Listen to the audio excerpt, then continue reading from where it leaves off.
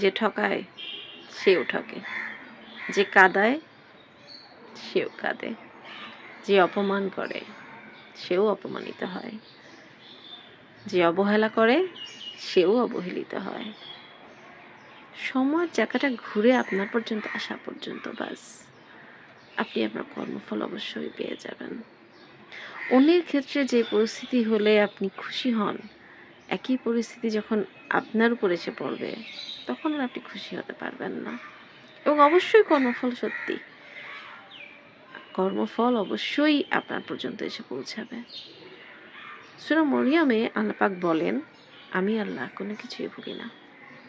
অর্থাৎ যার সাথে আপনি অন্যায় করেছেন সেই মানুষটা যদি ভুলেও যায় বা আপনাকে মাফ করে দেয়, তারপর আপনার আল্লাহ কিন্তু কিছুই ভোলেন না। কর্মফল অনেক বেশি সত্যি, সো বি কেয়ারফুল।